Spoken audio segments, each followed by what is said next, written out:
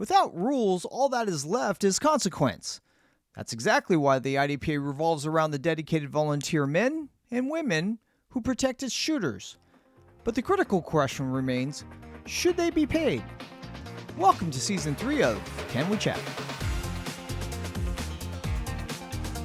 This video is sponsored by Elite CCW, authorized training provider for Orange, Los Angeles, and San Diego counties. Come browse the fully stocked pro shop with certified armors, gun sales, and accessories. Safety and responsibility comes first. Welcome back to the channel. My name is Paul G., Chief Safety Officer for the IDPA. This channel will help you simplify IDPA rules, shooting techniques, and keep you updated on the newest gear and what's going on in the shooting community. If you're new here, hit that free subscribe button. Please welcome back to the podcast, Master Shooter and teammate, the Viking. Good morning, buddy. Morning, brother. What are you doing up so early? Started getting used to waking up earlier and earlier, and I fell asleep really early last night. And woke up early. So I think it's official. I think summer is officially here. It is definitely here. I think they were saying on the news it was going to be the hottest day so far, and maybe record-breaking in some areas. So yeah, it's already started off pretty warm. I was up at like 6:30, almost 7. It was already starting to get spicy. Wow. You still hydrating and doing before everything? Yeah, definitely. Sometimes the night before, and I always have a bottle of water right next to me. And so sometimes I wake up in the middle of the night, drink a little more water, and yeah, it's definitely a little rough. So Sunday we shot the first inaugural Shoot IDPA match. We did. And the weather was beautiful. It actually started sprinkling. I was shocked. I was expecting like miserably hot. And then when I left the house, my house was sunny and starting to get warm. I'm like, oh, this isn't good. Yeah. And as I got closer and closer to range, started getting a little cloud cover and everything else. I'm like, oh, all right. Well, hopefully it doesn't burn off right away. It was awesome. It was like we were shooting in air conditioning. Pretty close. Yeah, right? Really close. For a little bit, I was worried like, oh, did I forget a rain jacket? Did I make a huge mistake here? Yeah. But yeah, it was nice. A little sprinkle just to cool down everything a little bit. So we had a lot of good and bad. Yeah. That's what I hear. So it was a lot of fun. Yeah. So let's start with the stages. What do you think about the stages? Great stages. Yeah. I mean, this is by far, sorry, Tony, but I think we just got one up on local matches. Yeah. It was impressive. They're very impressive. It depends on what stage you're at, but they were very complex, right?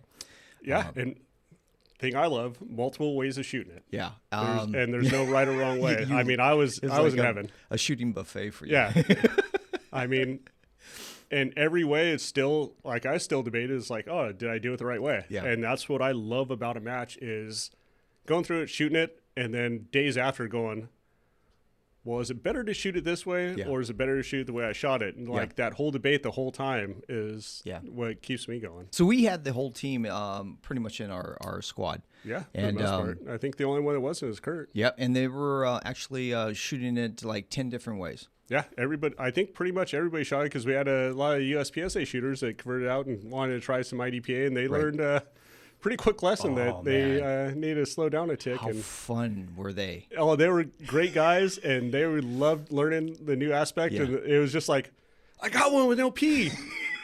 And they were happy to do it. And it's, talking with them, they're like, yeah, it's a new game and a new challenge to learn all this. Right. And you're just going to be better as a shooter. Yeah.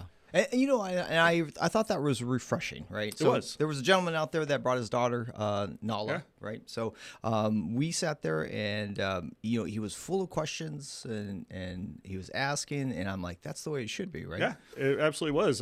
Luckily and unluckily, we did have a slight backup to where I got the chance to talk to him, and he was asking a bunch of questions and this and that, and had a really great conversation with him. He was like, how often do you do this? Yeah. When's the next one?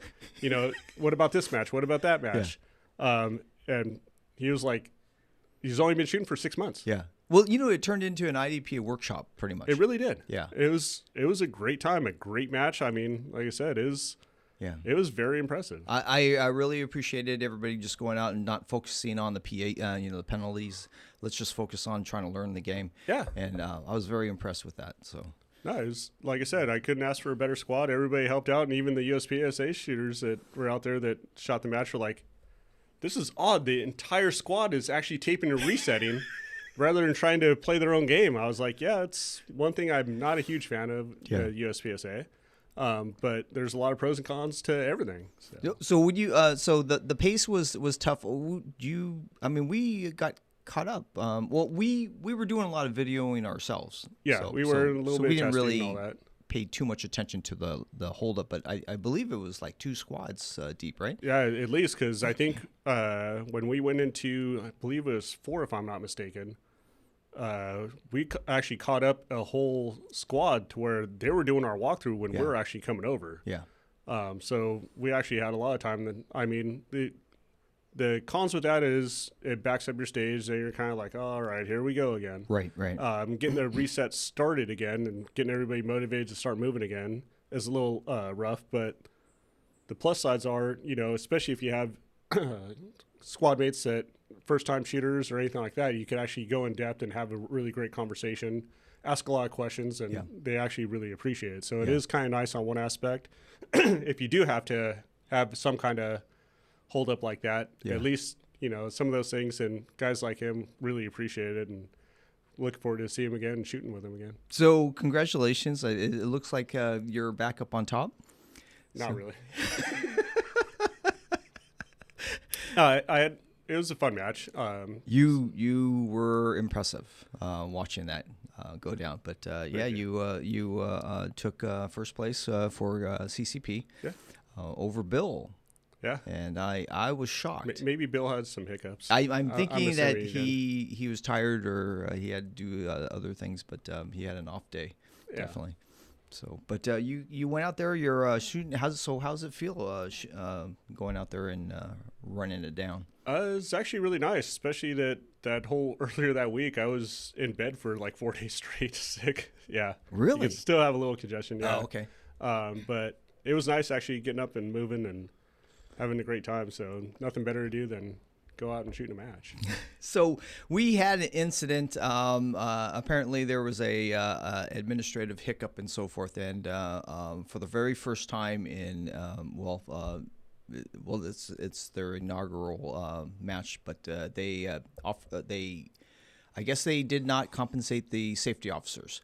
So the OShoot decided that the safety officers were not going to get comped, and they were shocked when they came up, and I don't know what happened there. That wasn't Dave's understanding, but they're still working it out. But what are your thoughts on? It's obviously it's a brand new match, first match. Yeah. So there's going to be some bugs here and there, and maybe some things to work out. The pros and cons to it is I see both sides of the coin. Yeah.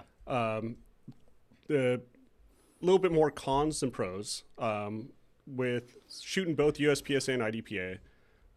With IDPA, you're going to have to definitely know all the rules and know how to call it, where USPSA, it's basically like, hey, shoot in the box, everything's good. You don't really have much to call other than making sure that they're in there and calling the shots after. 180, that's it, right? Yeah. It's very, very few where, I probably passed out I don't know how many Ps because, you had a lot of shooters that didn't quite know. And, it's very easy. Like, what do you mean I shot? I'm like, you shot this one and then this one. Right. Oh, okay. Makes sense. So, like I said, with a new match, there's going to be some hiccups and maybe not some of the understanding. Do I think that it would be nice to kind of give back a little bit, at least maybe a slightly discounted match? You could play the argument of, on our squad, there was a bunch of SOs. Well, what happens to the squads that only have an SO? Okay. And that's where it's going to be a little trickier. Yeah. But like I said, it's the first match, so there's going to be some bugs to work out. And if that's what it is, then it is what it is. But, having an expectation to where, usually even on a local match or even a big match, like, if you're an SO or you're helping volunteering your time, it kind of gives back and, you get compensated, by either a discounted match or a free match. Yeah. So going into a match like that and saying, expecting that and going, I didn't know this. Yeah. is really shocking to some. Some people might not like it as much as others. To me, with the quality match that got put on, I don't mind it. But it is nice to kind of say, hey, if you're actually working this match and doing this, and we're going to compensate you even slightly for your knowledge and keeping everybody safe, that's a nice give back to the guys that are volunteering their time. Right. So they actually have to put in time, right? Experience. They have to take an exam. Sometimes multiple exams, depending depending on how high you go, and then you actually have to learn how to apply that, right? Yeah. So, and then the repetitions with it. I mean, how many SOs are still asking very, very basic questions because they took the test, but applying it and seeing it in real life are two totally different things. Yeah. So the USPSA ROs, they do the same thing. They have exams. They have to go through training and all that stuff as well.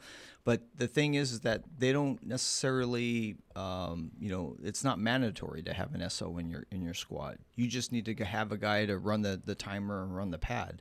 Yeah. Is what my experience when we come up. Hey, who's going to run the pad? Who's going to, and one guy grabs the timer and off we go, right? Yeah. So not necessarily that they are an SO, but I'm hoping that they are mostly qualified. So let's go over what the safety officer actually their job description is. So what's actually asked of a safety officer?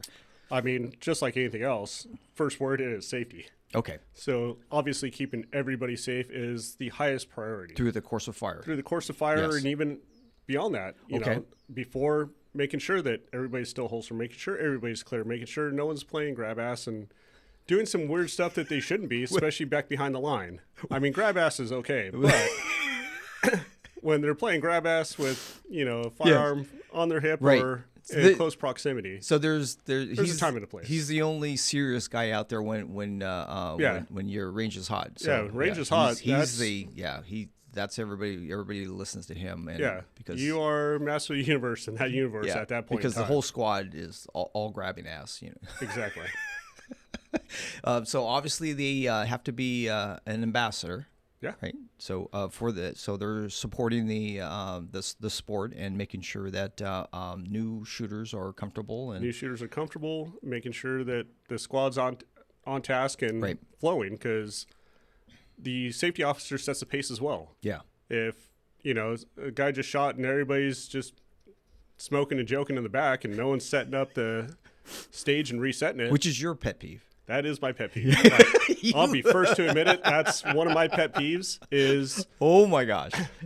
Is if you just shot your stage, like everybody else is helping you reset your stage that you just shot. Right. So do what's right and help. If you want the help as well, then you need to step up and do it as well. I sit there and I dare people. I sat there, hey, don't dare me, man, because I will go out there and I will tape this whole side. Before you even get to your first target. Yeah. Right. So I'm like, I'm going to let and you. That's what's crazy is you see the top shooters. Yeah. And they're running and having. It's not even just about a match to shoot. It's a match on who's taping faster and who's beating targets. I think that actually is a lot more fun than than shooting the especially stage. When you see some of those guys that kind of just walk right behind someone and then they're just waiting until they're about to start reaching. They just sneak up, throw their arm out, stiff leg them, and then tape their targets. Right. But then you see shooters that think they're just too good to tape and it's above me. I'm like, go watch some legit shooters. Yeah. Yeah. And you'll see what goes on. Like help reset. So last time, the last podcast we had, you spoke of Derek Zavada doing silly things, right? And so I sat there and I'm like, so I saw an empty round, right? It was a 9mm, and then I put it in I picked up the mag, put it in the mag, right? Well, I dusted it all off. It was Jim Langerhand, right? So he's shooting 45 CDP division. So I gave him the stuff, and I'm like, dude, what is this? Oh my God. He was going to punch me. I said to him, this joke's not very funny anymore, right? So he goes, wait, this is not even my Pull the page right out of there. Yeah, so, but I only did that one time. I was going to say, I know you tried on me, and I just looked at you like, you're like, really? Come on. I was like, you're no fun, man. So you're supposed to verify equipment. How many SOs do you know that actually verify equipment? Do you actually verify equipment? I mean, you can see. I mean, at a local club match, there's no Cadillac to be won. There's no trophies. Yeah. Some guys just want to go shoot their equipment and the stuff that they actually use day in and day out. Something like that. As long as you're roughly in that category of, all right, well, yeah, it's carry. You have a dot, it's carry optics. I'm not doing anything really odd. You know what? Cool. If you're abiding by 90+% of the rules, it's okay. Like, I understand. Like, you want to use your equipment that you have, or sometimes it's new shooters that don't know the rules. They want to go out and get their feet wet, try to see if this is something they want to continue with. So I'm all for, like, a newer shooter going, hey, you know what? I just want to go out. I want to have fun. I don't care about winning. Right. I just want to kind of be somewhere in that realm of, at least I could say, hey, this is the closest thing I have to this division. Yeah. I'm totally fine with that. Obviously, someone that's running, a full out, open gun and a rig and not, wearing concealment and all that. It's kind of like, all right, at least try to play by the rules. Why do you have to hate, man? Why can't we all just get along? Oh, I'm all for it. I love getting along with everybody. It's much easier that way. If you're going to shoot an open gun, well, why not? It's open. It's open. You can do whatever the hell you want. But at the same time, at least it's not concealed, but it's open. Like I said, 90%. Abide by 90% of the rules. Yeah. I mean, at that point, with all your mags, your setup, your gear, everything else, it's kind of like, all right, you're like 20%. Well, if the whole field is abiding by the rule, and then you're stepping outside those rules just to circumvent them, right? And just because you want to be in the top 5 guys, right? I think that's kind of. I mean, that's poor sportsmanship. Yeah. That's where it's like, come on, all right. But most of the time. They're not there for that, yeah. Yeah, everybody kind of fits in those rules. Like, obviously, if you're running a little bit larger mag, because that's what you would normally run, right, big deal. You're still going to the round count just because now that gun's not going to fit in the box because you have an extension on it. You're also, not adding another 10 rounds to it. You're just going to division capacity anyway. Yeah. So things like that, it's like, oh, big deal. But if it's blatant, it's like, come on, you're running carry optics and you're having 20 rounds in your mag. There's no division. There's none of this stuff. Come on. I get it. So how important is starting the shooter in the correct position? I mean, obviously, that's part of the course of fire. Okay. And that's your first step. Yeah, it's your first step. Sometimes we get in a groove, especially when you're going from stage to stage to stage. You're not running the same exact stage like some of the bigger matches. Yeah. Do certain small little things fly by? Yeah, it's not blatant. Yeah. Obviously it's a little bit easier sometimes to remember that, oh, you know what, this guy forgot his cover. Yeah. Hey, someone grabbed his vest. Right.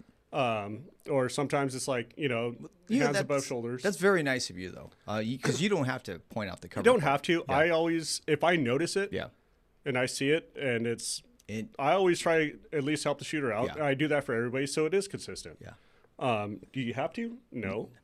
Could you just hand out the P? Yeah, you could. Yep, because that's not part of the shooting position, right? So it's not part of the shooting position. But for me, I always look for reasons to help out the shooter rather than the opposite way. Yeah. For me, if it's something that I catch right away, then I'm going to say, hey, go ahead and grab your vest, or have someone grab your vest. You're loaded, Right. So that's actually a serious thing. You didn't start correctly with your hands up, hands down, and that type of thing. You get a reshoot for stuff like that. You can't get a reshoot. And usually, like I said, is there going to be some slips here and there that you don't notice it, you don't call it, it's going to happen. Has there been times where I may not, notice someone over their hands over their shoulders started there? Well, because you're standing behind them. Standing behind them, and on top of some shooters you're going to run this way, that way. You're not consistently running the same stage over and over and over. Yeah. So it's a learning curve as well. Yeah. But I mean, is it a big advantage? It's so minute that I don't think there is. Well, if it's on a table start, right? I mean, obviously you'll know if there's a table start. I'm just saying, as far as hand positions, I get it. I get it. I'm guilty as well. Half the time I step up, when I'm running a shooter, and I said, now what the hell was the start? Well, and that's also embarrassing. the difference between a local club match and a sanctioned match as well. Okay, all right. When you're in a sanctioned match, you're gonna take a little bit more like, all right, this is a little bit more serious. Yeah. There's a little bit more bragging rights on the line here. I'm not saying a Cadillac because we know that's not happening. Yeah, but you're protecting the field. Yeah, you're protecting the field, and you want to be as fair as humanly possible, Right. and get everything down to where it is as fair as possible. Yes. So everybody starts the same way. Everybody abides by the rules, and then at the end of the day, let's see what your score is. Now you can actually judge who was better, and nobody on a level playing field. I get it. I totally get it. So the proper commands. How important are commands? And again, it goes into local club matches. I mean, when you're shooting with a bunch of guys that are, day in, day out. Yeah. You run into habit, you run into routine, but on a sanction match, absolutely, because now you could get a reshoot. So having the range commands, I know everybody has these little cards in their vest or whatever, whatnot. A lot of matches will give them out. I mean, I think I still have the Sheepdog one, thanks Ben. That's aluminum that, had the Sheepdog logo and it's all anodized blue. Oh my gosh. It was cool. I mean, I thought that was a great idea because rather than this piece of paper that someone's going to throw in their pocket vest, it's something nice that you actually hold on to. And it's like, oh. You like those things. I like things like that. It's another memory that you could, like me, I'm talking about it now and smiling because that's something I have that is a tangible item that I can look at and think about those memories and shooting that stage. So any match directors that actually want to do something like that, great idea because it's something that, your guys will actually really appreciate and hold on to. I from what I remember, I think you wanted to kill people for that thing. You said, "Hey, I don't care what happens, but I'm gonna." Oh, that was the cup too. But I mean, there was a side match. Maybe we'll discuss that at some point in time. You had to take that home. I was going home back to California with that cup. But that's another video. Yeah. So that's a whole nother debate. So the proper commands, what the other things that SOs do, they also call penalties correctly, right? And consistently is what you and I have been talking about, and that's pretty much their core, right, of the job. Well, and for me, I will always address the penalty. Yes. And then ask to verify. Obviously, if you saw something, you saw something. Now, if it's a debate of, I thought I saw this, I'm going to call it. Yeah. Hey, there's mag on the ground with rounds in it. I know you had some kind of issue. I saw this. Yeah. Was it a double feed? Yeah, it was. All right, cool. Okay. So you always confirm. I always confirm, hey, I'm going to give the shooter the benefit of the doubt. What happened there? I won't ask, like, what happened there? Oh, I had this malfunction. Okay. All right, cool. Then no penalty. That's nice of you. Because when you're standing behind someone, you might not see exactly what's happening, but you can see that obviously there's some work going on. Now, is it a mental error? That their last round count, they're like, oh, I don't need to. Right. But if you can't clearly see what's going on, I'm always going to say, hey, got a mag on the ground, that's a P. What happened? Would you consider that a factor that that separates the good SOs from the not so good SOs? I would say yes, because it's not only a understanding of the rule set, it's understanding of firearms in general, which is going to be a safety issue. Yeah. Knowing all aspects of it is going to be a higher caliber rather than, well, I don't care. There's a mag with rounds on the ground, black and white, P. And you see that a lot. You see it a lot. Yeah. Now, do I think there is gray area in every rule? Yeah, there is.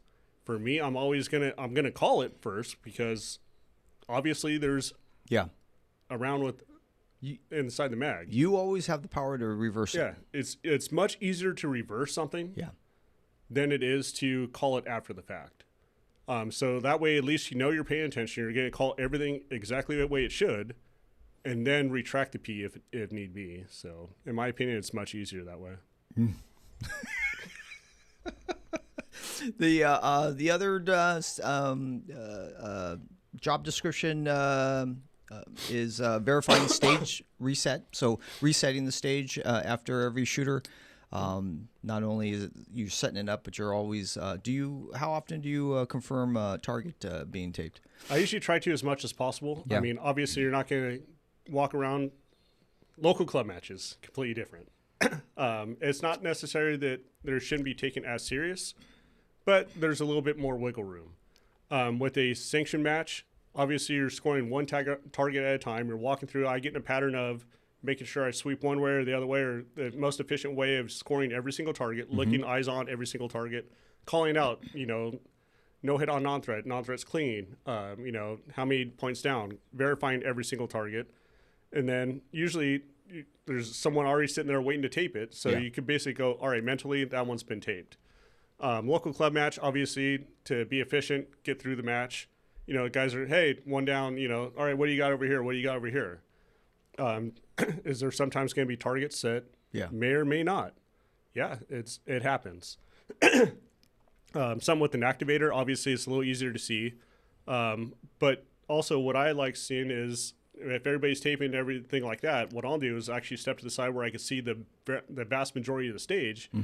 Make sure, all right, who's my last person out there? Make sure they walk through, do a quick walkthrough, make sure no one's out there, and then give commands to the next shooter. Clear. Now, just like anything else, is there can be some times that, something may not have been taped or reset. Yeah, obviously, if it's a piece of steel, something like that, call the shooter off. But as long as you can reasonably score the target, it's, I've had it happen to me where I was running a shooter. Yeah. Target wasn't taped, and shooter's just like, that's not taped. I'm like, because as an SO, you give anything outside of a range command, that's an automatic reshoot. So as hard as it is, and as much you want to help the guy, like, keep shooting, you do that, it's automatic reshoot. So knowing the rule sets and what you, as an SO, what you can and cannot do is a whole different ball of wax as well. I really appreciate you being ready to point out exactly what happened as far as the rule infraction, right? So you're ready to describe that to the shooter. You make that a common practice, or? I mean, especially with new shooters, yes. Yeah. Because a new shooter would be like, What was that for? What did I do wrong? And we get in the rhythm of, all right, we know that this is the way you shoot it, but a new shooter doesn't know. Like, we can explain it, but every stage looks slightly different. Yeah. Do you go beyond and take the time to explain it to them right there, or do you do like a brief summary? I do a brief summary to say, hey, you shot this one. Yeah. Make sure that, it's slicing the pie. Like, I had a good conversation with Rob after the fact, like when we had some of the downtime, and he actually had some of the videos like, all right, now I see what I'm doing. Okay. So when you have time, but the downfall is if you're SOing, you don't have that much time because you want to get going. Right. That's where you can rely on other people or teammates. Yeah. So you just set them aside. Hey, can you explain this to them? Yeah. Do you do? Okay. Yeah. Which, hey, I was telling Rob, like, hey. Yeah. You see anybody in a jersey like this? Yeah. You could always ask any questions you want to see. Which they did. And they did. And I'm like, what are you doing? He goes, well, you have a jersey on. I'm like, what does that mean? But yeah, and he's like, oh, you guys always shoot on squad 6. I'm like, yeah, within reason. We try to at least do that so that way, you actually enjoy shooting with us. There's a spot available. Sign up on 6 and you're going to shoot with the same guys. He's like, that's, I think, a good thing. I'm like, yeah, sometimes. So I appreciate you doing that. And, in hindsight, just thinking about it, if the safety officer is actually, in fact, doing all of these things, right, prescribed, that they're pretty much managing the squad, right, yeah. Aside from shooters specifically. But I think they should be compensated for that because that's a little bit different than just anybody picking up a tablet and a timer, right? Well, that and rotating around. I mean, like I said, you could definitely see both sides of the coin. Right. And I'm not arguing one way or the other. Yeah. Is it nice? Yes. Do I think it's an absolute necessity? And, it might be a deal breaker for some. Yeah. But for me, no matter what, I'm still going to shoot it. Yeah. But it is nice to know prior Okay. and at least know what you're getting into and what you're signing up for. I think maybe that where I'm sure. I think a little bit of the miscommunication with some of the other guys is maybe a little bit more of the the shock factor rather than the going off of emotion rather than logic. So the ultimate reason why we have the Speed Kings is because of this reason particularly, because this happened before to me in the early stages. We just sat there and it was inconsistent every time I went out there. Calls were just horrible calls, right?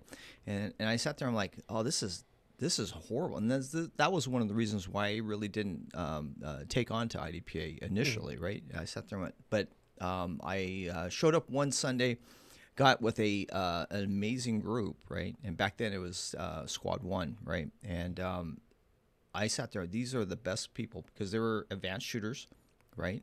Just like you and me, right? And I sat there and why can't I just just a little bit, right? Oh. But I sat there. I'm like, why can't I just shoot with them all the time? I said to, so I came up with this brainchild. Hey, why don't we just put a jersey on everybody and call him my teammate, and we will always meet. Every IDPA match, we'll just come together and we'll just all squad in the same squad, and that's how that got started, right? So I didn't pick the best guys. I picked the guys that were thirsty and students of the game, right? And they want to get better, and which you got better in an awful hurry. So. I don't know how that happened. I don't know either. Those crayons were working overtime. But that's how the Speed Kings came to fruition. So the setup. What do you think about the setup? Did you partake in any of that? I didn't partake in any of the actual setup, so I can't really speak too much of it. But I do gotta say that those stages were gorgeous. There were so I believe there were four core people, right, that showed up at dark 30, and then we had volunteers come in to say, hey, what do you need me to do? I sat there, I'm like, oh my god. Yeah, well, usually my MO is I show up early enough to where, all right, if anybody needs help with any final touches, but I did have to modify a holster and all kinds of weird stuff beforehand. So Howard Hill came over and I was dremeling out a holster. He's like, I was hearing this wah, wah. And I wasn't sure what it was. And I see you with chips flying all over the place. So usually I try to help out as much as possible, but who brings a Dremel to a match? At least I was asked beforehand. Okay. Knowing that it was probably going to happen. Yeah. I brought a Dremel and modified a holster to make another gun fit and asked Bart, I'm like, hey, we have 110 somewhere because I got a Dremel, I got a holster to hack up. He's like, yeah, it just so happens there's an extension cord right by the safety table, so let her loose. I'm like, all right. So we now have loading tables. Safety tables? Safety tables at the very end of each bay. Yeah, so they're... Or not each bay. The range. Range. Yeah, so you only have two of them. Yeah. Right? So, and then the other ones are there for loading purposes, I believe. So that was a little strange to a lot of people, but it was a learning curve. It was definitely a learning curve. At first, I was like, oh, it's a safety table. And luckily, I was close enough to where it made sense to me because I'm like, oh, that table's right there. Yeah. Bright red letters said safety table. I'm like, oh, all right. Hey, this is where we're doing this. Right. But yeah, there's some guys that walked into the bay tables. They're like, yeah, this is no longer a safety table. I'm like, oh, sorry, I didn't know. They're like, yeah, I know. So I think that was a part to where, that would be nice for communication because, I mean, in theory, that's now a safety issue, which someone's thinking that they're being safe, and now it's a safety issue because prior knowledge. That happens in the USPSA, right? And I didn't know it was because it's a table, right? Well, in the bay. The matches I've seen is like two tables. Yes. And I'm like, right? And they're adjacent to each other, right? And I sat there, and then one guy comes up and goes, you can get DQ'd for that. You want to go on to the other table. I'm like, well, this is a white table, and that's a white table. Does it really matter, right? And apparently it does, right? So I did the same thing. I'm like... And I literally asked, I'm like, why is there two tables? Oh, that's a loading table, that's a safety table. I'm like, what's the difference? I'm like, how do I know which one's what? Right. Like, oh, that one has a stage description. Oh. I was like, oh. So now I just walk over, I'm like, oh, stage description. All right, well, I can't load there. Oh, I didn't know that. That's what I've gathered, and that's what I was told. Okay. Whether it's consistent or not. Right. But at least for that match that I shot, that's Because Nibian. the table actually has the sign on it. It says Safety safety table. I don't know. Yeah. Am I looking into this too much? Or? No, I mean, it's a legit deal now because there's going to be some shooters that are going to come out that, summer months, everybody's on vacation. Yep. Everybody's traveling. Yep. Sometimes people are just, Yeah. nope, way too hot. I'm not risking, heat exhaustion. Yeah. So when they come back, after maybe a month, maybe 2 months, or, hey, I missed this week or haven't shot out in a little while, they come expecting a safety table or seeing a table in the bay now. Right. And they're just going to go do their thing. And all of a sudden, hey, everybody knows this. It's like, well, I didn't. Yeah. So I think now people that are actually watching this podcast are going to know, oh. Now we got it. Now at least so we there's do some that. changes. So there are going to be some changes, but, there's going to be some people that just don't know yet. Yeah. So we, at the end of the match, I think it was, I don't know if they said anything, and I'd like to try to streamline this a little bit, but there, what is asked of the shooters at the end of the match is. So I didn't know until the very end. Yeah. David came up to me, and me and Dan were sitting there, and David came up. He's like, "Hey, I got you guys a cart. All you guys got to do is pull the walls, set the walls down on the cart, and the cleanup crew is going to hit everything rest as far as anything that is nailed down. Yep. Like all walls, stack walls on the cart. Yeah. That was the extent that I know, and I hope we did it right. There were 2 squads out there that didn't get that memo, and they just said, "Oh, we get to go." So they just took off, and there were full bays or full stages left up. Daniel came up to me and said, "Hey, okay, so can you just join me and take up the lag bolts?" And I sat there and went, "Okay." But the good thing was that they had, impact wrenches, right? Yeah. So we went out there and Yeah, I noticed that they're actually lag bolts rather than nails. So, yes. I forget, someone asked a question because, prior we just had the impact hammer to where they just set the nails down. You're having to pry bar everything. And I guess with those lag bolts, you could hammer them down, but then you just hit the drill and Dude, it comes straight up. So all we were doing, it was like lug nuts. just NASCAR. And then we just took it all, threw them in the bucket, and we went to the next, stage, tore it up until we turned the corner, and it was a full stage. And when we just sat there, looked at each other, and went, "Oh man." Yeah. So we had to break down the whole stage, 2 of them. So apparently that didn't hit the memo. But what do you think about all the tools and the hardware? As far as like having everything set up, More efficient? I mean, it's from what I gathered. Like I said, I didn't firsthand have experience of going out into the bays, setting everything up, or helping out in any fit and form or faction because kind of preoccupied. But from what I saw and what was explained to me, it was much more efficient. Yeah. Even just by looking at how the stages were and how complicated, not necessarily complicated, but how intricate every stage was, and still being able to make it on time, and hearing that you didn't have to be there as early, I was impressed. And you can't do that unless you're very, very efficient. So from what I've gathered, yeah, it's nice having all those tools to be able to make those kinds of things happen. Yeah. So there's an elephant in the room. The elephant of cost. Mm-hmm. What do you think about them charging $50?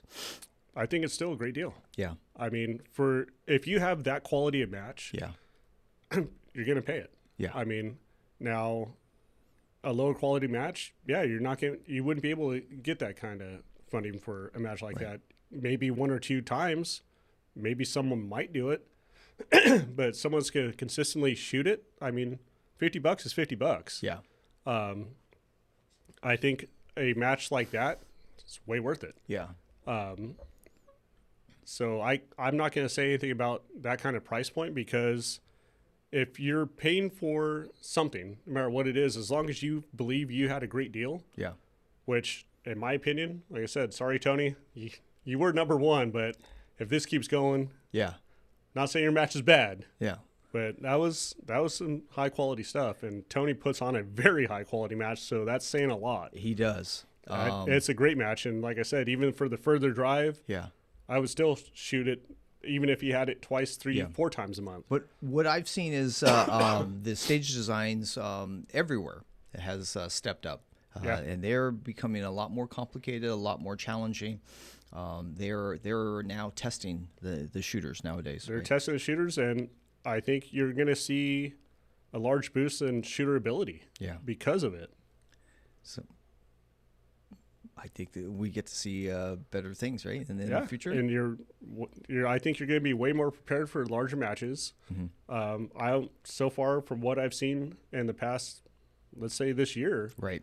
it's starting to really press the limit. And Yeah. I think you're going to have a lot of local shooters locally here that are probably going to start traveling a lot more, knowing that now they have the skill sets to Right. go out and do very well in some of the bigger matches. So you think that with the additional raise and the entry fee, do you think a lot more people now are going, well, I now am expecting more for my money, so I have to do less. What do you think about that? I don't think that is the case or should be the case. Obviously going to a bigger match, Yeah. You're hundreds of dollars, $150, $200, give or take, depending on what kind of tier match you're going for. Now, if you're having that same quality of match Yeah. and a local club match at a quarter of the cost, I mean, Right. come on. Like, you can only do so much. I see- Obviously, someone that you go for a practice session. Yeah. You're going to spend $40, $50 no matter what, plus, Well said. and still have Yep. to set up all your equipment, and you're going to set up maybe a couple drills. Yeah. You get to shoot 7 stages in a warm-up, not have to set up your Yeah. own stuff, not have to bring your own stuff. Yeah. Come on. Like, Championship quality. Come on. yeah, it's a no-brainer. Anybody that's complaining about that kind of price point might want to try a new hobby. That's not.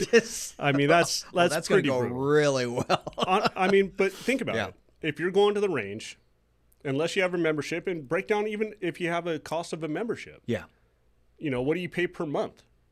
And then most of the time, even if you have a membership, that Yeah. just kind of gives you a privilege and a discounted rate. By the time you factor in all your equipment that you're going to bring, Yeah. is it going to be anywhere near what you're going to do? Yeah. No. I mean, come on. But I sit there and this was notorious for the old IDPA match. It was let's get better stages out there. I always got that complaint, right? And now that we have that stuff, we just have different complaints, right? You're not ever going to make everyone happy. Okay. But if you make the vast majority of your shooters that are out there consistently putting the hard work in, Yeah. want to shoot a good quality high-end match, those are the guys that you're going to try to make as happy as possible. Right. Because that is your match. Yeah. Everybody's going to have a complaint about something, Yeah. oh, well, I didn't like this stage, or, the weather was too hot, or, this or that. It's going to happen. Yeah. I mean, human nature is human nature.